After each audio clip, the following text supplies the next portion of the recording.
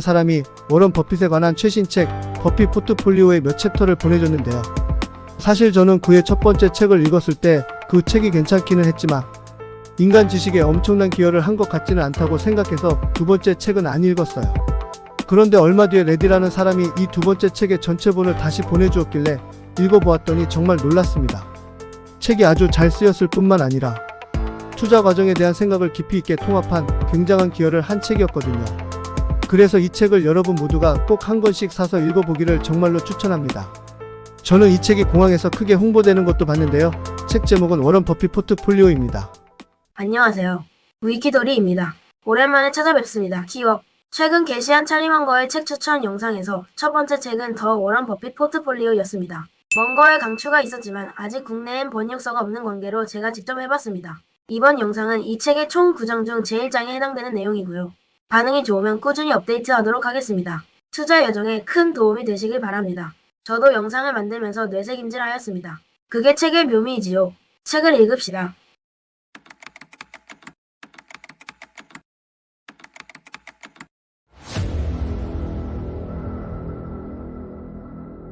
일장 집중 투자.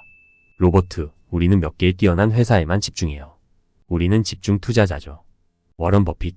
워런 버핏과 나눈 그 대화를 나는 어제 일처럼 생생히 기억합니다. 그 대화는 나에게 두 가지 이유로 매우 중요한 순간이었습니다.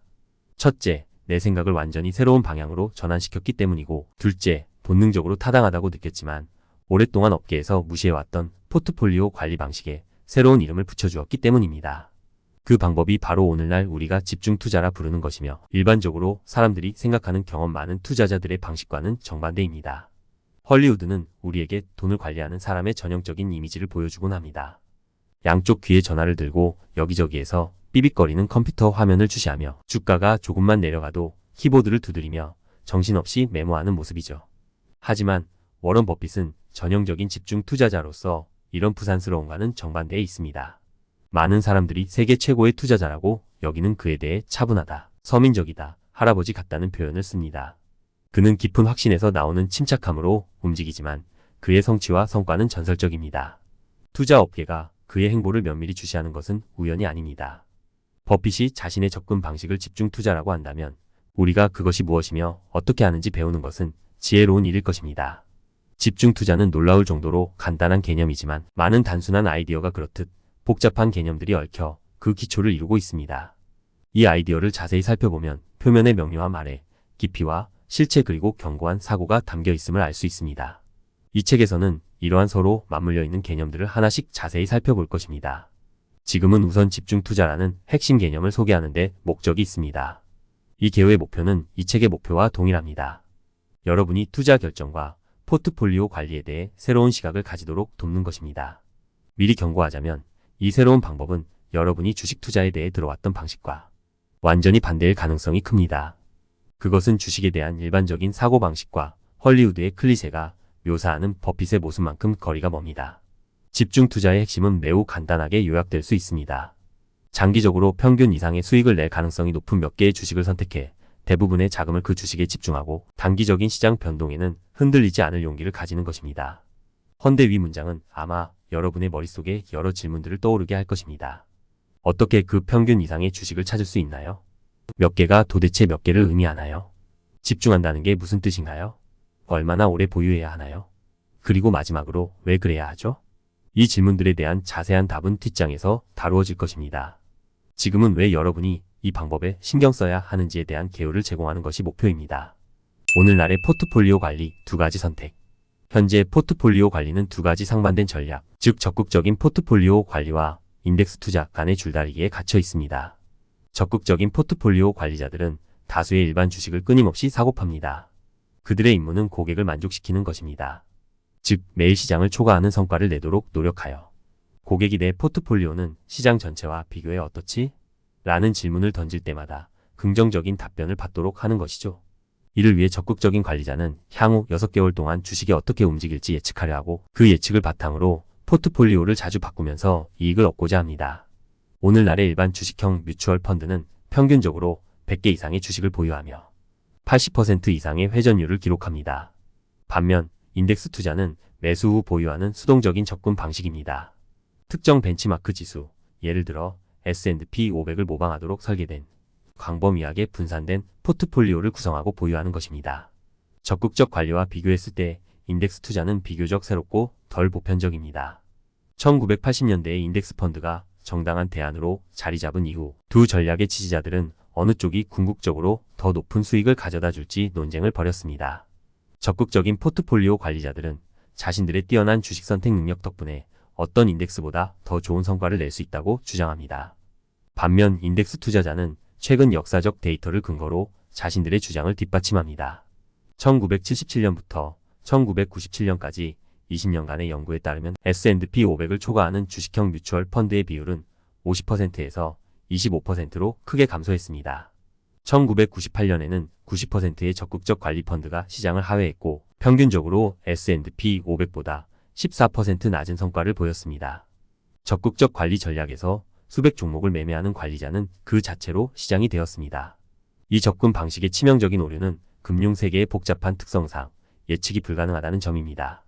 여기에 이러한 빈번한 거래와 관련된 비용이 추가되면서 투자자에게 돌아가는 순수익이 줄어들어 적극적 자산 관리의 실패를 자초하게 된 것입니다. 인덱스 투자는 이러한 비용이 발생하지 않으므로 여러 면에서 적극적으로 관리되는 포트폴리오보다 유리합니다. 그러나 최고의 인덱스 펀드라도 전체 시장의 수익만큼만 얻을 수 있으며 그 이상도 이하도 아닙니다. 두 전략의 핵심 매력은 위험을 분산하는 데 있습니다. 여러 산업과 다양한 시장 부문을 대표하는 많은 주식을 보유함으로써 투자자는 특정 분야에서 재난이 발생하더라도 손실을 최소화하기를 기대합니다. 일반적으로 분산된 펀드 내에서 어떤 주식은 하락하고 다른 주식은 상승할 것이며 최종적으로 상승이 하락을 상쇄할 것을 기대합니다. 적극적인 관리자들은 포트폴리오 내 주식수가 증가할수록 이런 보호 효과가 높아진다고 믿습니다. 인덱스 펀드는 정의상 모방하는 지수가 다각화되어 있다면 이러한 분산 효과를 제공합니다. 마찬가지로 수많은 주식을 끊임없이 매매하는 전통적인 주식형 뮤추얼 펀드도 다각화를 제공합니다. 이렇듯 다각화의 효과를 오랫동안 들어왔기에 우리는 그로 인해 발생하는 필연적인 결과, 즉 평균적 성과에 익숙해졌습니다. 비록 적극적 관리 및 인덱스 펀드가 다각화를 제공한다 하더라도 일반적으로 두 전략 모두 뛰어난 성과를 거두기는 어렵습니다. 똑똑한 투자자라면 스스로에게 질문해 보아야 합니다.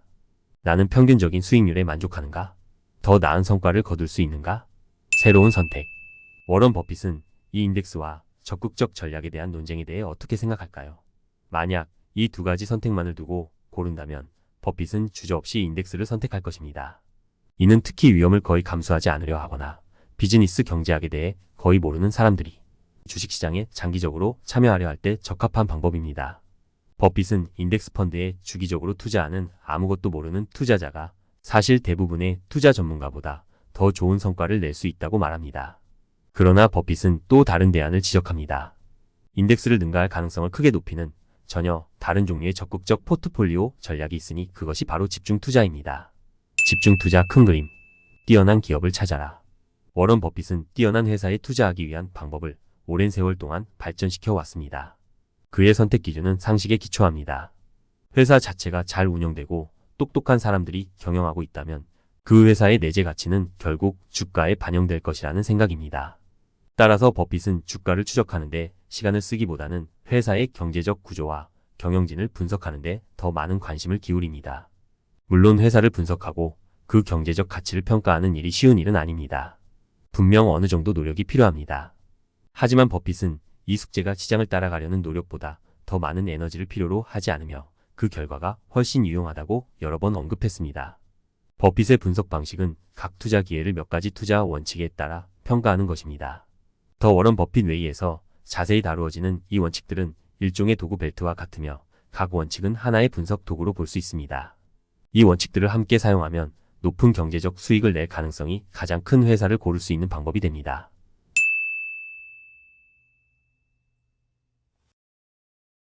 이 원칙을 충실히 따른다면 자연스럽게 집중 포트폴리오에 적합한 회사를 선택하게 됩니다. 이러한 회사는 보통 안정적이고 높은 성과를 이어온 회사들이며 이는 미래에도 지속될 가능성이 높다는 안정성을 예측해 줍니다. 바로 이것이 집중 투자의 핵심입니다. 평균 이상의 성과를 낼 가능성이 가장 높은 회사에 투자를 집중하는 것입니다. 확률 이론은 집중 투자의 논리적 기반을 형성하는 수학적 개념 중 하나입니다. 6장에서 확률 이론이 투자에 어떻게 적용되는지 더 자세히 알아볼 것입니다. 지금은 좋은 회사를 높은 확률의 사건이라고 생각해 보세요. 여러분은 이미 과거의 우수한 성과를 보아온 회사들을 찾아냈고, 따라서 미래에도 좋은 성과를 낼 가능성이 높습니다. 이제 여러분이 아는 내용을 바탕으로 그것을 다른 방식으로 생각해 보세요. 바로 확률의 관점에서 말이죠. 적을수록 좋다. 버핏이 아무것도 모르는 투자자에게 인덱스 펀드에 머무르라고 한 충고를 기억하시나요? 우리에게 더 흥미로운 부분은 그가 다음에 한 말입니다. 만약 여러분이 비즈니스 경제학을 이해하고 장기적인 경쟁 우위를 가진 5에서 10개의 적정 가격의 회사를 찾을 수 있다면 기존의 다각화된 포트폴리오는 의미가 없습니다. 기존의 다각화 방식은 여러분이 잘 알지 못하는 무언가를 매수할 가능성을 높입니다. 무언가를 아는 투자자라면 버핏의 원칙을 적용해 소수의 회사, 즉 510개의 회사에 집중하는 것이 더 나을 것입니다. 집중 투자 철학을 따르는 사람들 중에는 심지어 3개만 보유하는 것이 더 좋다고 주장하는 이들도 있습니다. 평균적인 투자자에게는 10에서 15개의 회사가 적합하다는 주장을 할 수 있겠죠. 따라서 앞서 나왔던 질문, 즉 몇 개가 도대체 몇 개인가에 대한 짧은 답은 15개 이하일 것입니다. 정확한 숫자보다는 큰 그림에서 이 개념을 이해하는 것이 중요합니다. 집중 투자는 수십 개의 주식으로 구성된 큰 포트폴리오에 적용된다면 의미가 없어집니다. 버핏은 종종 그의 아이디어의 원천으로 영국 경제학자 존 메이너드 케인스를 언급합니다. 1934년에 케인스는 한 사업가에게 보낸 편지에서 이렇게 썼습니다. 잘 알지 못하고 특별히 신뢰할 이유가 없는 여러 기업에 분산 투자를 한다고 해서 위험이 줄어드는 것은 아닙니다. 자신의 지식과 경험에는 분명 한계가 있으며 어느 시점에라도 내가 전적으로 신뢰를 둘 수 있는 기업은 2~3개를 넘지 않습니다. 케인스의 편지는 아마도 집중 투자에 대한 최초의 글일 것입니다. 버핏에게 더욱 큰 영향을 준 인물은 필립 피셔였습니다. 피셔는 거의 반세기 동안 뛰어난 투자 상담가로 활동하며 버핏이 높이 평가하는 2권의 중요한 책, 보통주와 안보통 수익과 보통주를 통한 부익을 저술했습니다. 필립 피셔는 집중 포트폴리오로 유명했으며 많은 수의 평균적인 회사보다는 소수의 뛰어난 회사를 보유하는 것을 선호했습니다. 피셔는 1929년 주식시장 붕괴 직후 투자 상담 사업을 시작했으며 좋은 성과를 내야 한다는 점을 중요하게 생각했습니다. 그때는 실수를 할 여유가 없었어요. 라고 피셔는 회상합니다. 회사를 더 많이 이해할수록 나에게 유리할 것이라는 것을 알았습니다. 피셔는 보통 포트폴리오를 10개 미만의 회사로 제한했으며 그중 3에서 4개가 총 투자금의 75%를 차지하곤 했습니다. 높은 확률의 사건에 큰 베팅을 하라. 피셔는 또 강력한 투자 기회를 발견했을 때는 큰 규모의 투자가 합리적이라는 믿음을 가지고 있었습니다. 피셔는 회사에 대한 이해를 깊게 하여 자신 있게 큰 금액을 투자할 수 있었습니다. 피셔의 아들 켄 피셔는 그의 아버지의 철학을 이렇게 요약합니다. 아버지의 투자 접근법은 적을수록 좋다는 독특하면서도 통찰력 있는 개념에 기반을 두고 있습니다. 오늘날 버핏도 이 생각을 반영합니다. 각 투자마다 최소한 순자산의 10%를 투자할 용기와 확신을 가져야 합니다. 이렇게 버핏은 이상적인 포트폴리오의 10개 이하의 주식을 두고 각각의 주식에 10%씩 투자하라고 말합니다. 인내하라. 집중 투자는 넓게 분산하거나 높은 회전율을 통해 투자하는 방식의 정반대입니다. 모든 적극적 전략 중에서 집중 투자는 장기적으로 인덱스를 능가할 가능성이 가장 높지만 이를 위해서는 인내가 필요합니다. 단기적으로는 금리, 인플레이션 또는 회사 수익에 대한 기대가 주가에 영향을 미칠 수 있습니다. 하지만 시간이 지남에 따라 기초 사업의 경제성이 주가를 결정하는 주 요인이 됩니다. 그렇다면 이상적인 보유 기간은 얼마나 될까요? 엄격한 규칙은 없지만 버핏은 5년 이하의 기간은 어리석다고 할 가능성이 큽니다. 목표는 완전히 회전율이 없는 것이 아닙니다. 더 나은 기회가 나타났다면 이를 활용할 수 있어야겠지요. 일반적인 경험칙으로는 10에서 20%의 회전율을 생각할 수 있습니다. 10%의 회전율은 주식을 10년 동안 보유한다는 것을 의미하고 20%는 5년 정도의 기간을 의미합니다. 가격 변동에 겁먹지 마라. 가격 변동성은 집중 투자가 초래하는 필수적인 요소입니다. 전통적인 적극적 포트폴리오에서는 광범위한 분산이 개별 주식 가격의 변동성을 평균화하는 효과가 있습니다. 적극적 포트폴리오 관리자는 투자자가 월별 보고서를 보고 보유자산 가치가 하락한 것을 확인했을 때 생기는 공황 상태를 잘 알고 있습니다. 이러한 하락이 정상적인 현상이라는 것을 머리로 이해하고 있는 사람들도 감정적으로 반응하여 패닉에 빠질 수 있습니다. 포트폴리오가 더 분산될수록 개별 주식 가격 변동이 월간 보고서에 영향을 미칠 가능성은 줄어듭니다. 넓은 분산은 많은 투자자에게 큰 위안을 제공합니다. 가격의 변동을 평탄하게 만들어주기 때문입니다. 하지만 이 평탄한 길은 동시에 수익률도 평범하게 만듭니다. 모든 가격의 오르내림을 평균화한다면 결과는 평균적인 성과일 수밖에 없습니다. 집중 투자는 평균 이상의 성과를 추구합니다. 3장에서 보듯이 학문적 연구와 실제 사례에서 이 전략이 성공적이라는 강력한 증거가 있습니다. 그러나 그 여정이 다소 힘들 수 있다는 것도 사실입니다. 집중 투자자는 이 거친 여정을 견딜 수 있습니다. 왜냐하면 장기적으로 회사의 기본 경제적 가치가 단기적인 가격 변동을 충분히 보상할 것이라고 믿기 때문입니다. 버핏은 이 변동성을 무시하는데 능숙하며 그의 오랜 친구이자 동료인 찰리 멍거도 마찬가지입니다. 버크셔 해서웨이의 부회장이자 오랜 동료인 멍거는 버핏만큼이나 독창적인 투자 철학을 가지고 있습니다. 버크셔의 연례 보고서를 열심히 읽는 팬들은 이 두 사람이 상호 보완적이고 때로는 구분하기 힘들 정도로 비슷한 생각을 공유한다는 것을 알고 있습니다. 찰리 멍거의 사고방식과 철학은 버핏에게 큰 영향을 주었고 그 역시 버핏에게 많은 영향을 받았습니다. 찰리 멍거는 집중 투자에 대해 이렇게 설명합니다. 1960년대 저는 복리 계산표를 가지고 여러 가정을 세워봤습니다. 보통 주식의 움직임에 비해 어떤 장점이 있는지에 대해 여러 가지 시나리오를 계산했죠. 찰리는 포트폴리오에 몇 개의 주식을 둘 것인지 그리고 어떤 변동성을 기대할 수 있는지를 포함한 몇 가지 시나리오를 계산했습니다. 저는 포커를 치면서 내가 유리할 때 크게 베팅해야 한다는 것을 배웠습니다. 찰리는 가격 변동을 감당할 수 있다면 3개 정도의 주식으로도 충분하다고 결론지었습니다. 저는 가격 변동을 심리적으로 감당할 수 있다는 것을 알고 있었어요. 왜냐하면 저는 원래 고난을 감내할 줄 아는 사람들 밑에서 자랐기 때문입니다. 그래서 제 방법론을 채택하는데 적합한 사람이었습니다. 아마 여러분도 인내심이 강한 가정에서 자랐을지도 모릅니다.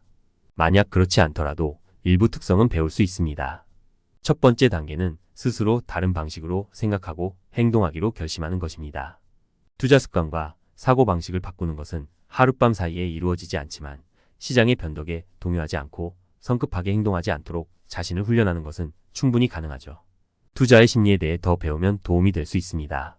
7장에서 이를 다룹니다. 행동재무학이라는 분야의 사회과학자들이 투자 현상에 대해 심리적 측면을 진지하게 연구하기 시작했습니다. 또 다른 방법으로는 성공을 평가하는 새로운 기준을 도입하는 것도 도움이 될 수 있습니다. 주가 하락을 보고 불안해하는 대신 보다 장기적이며 동일하게 유효한 버핏이 보기에는 오히려 더 유효한 다른 평가 방법을 받아들이는 것입니다. 새로운 평가는 경제적 벤치마크 개념을 포함하며 이는 4장에서 소개됩니다. 서로 얽힌 모델의 그물망.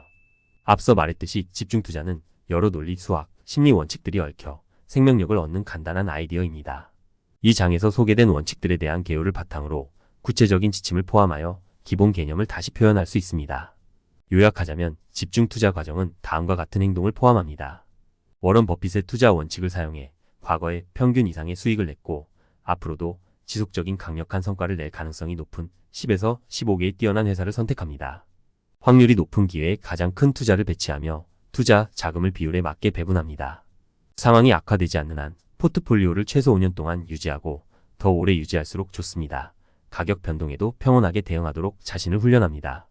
집중 투자의 기원과 이에 대한 무시된 통찰. 워런 버핏이 집중 투자를 발명한 것은 아닙니다. 그 근본적인 논리는 50여 년 전에 존 메이너드 케인스가 처음 언급했습니다. 그러나 버핏은 그 논리에 이름이 붙기 전부터 놀라울 정도로 성공적으로 활용했습니다. 내가 궁금한 점은 왜 월스트리트가 그토록 성공을 쉽게 모방하는데 집중 투자를 정당한 방법으로 여기지 않았는가 하는 것입니다.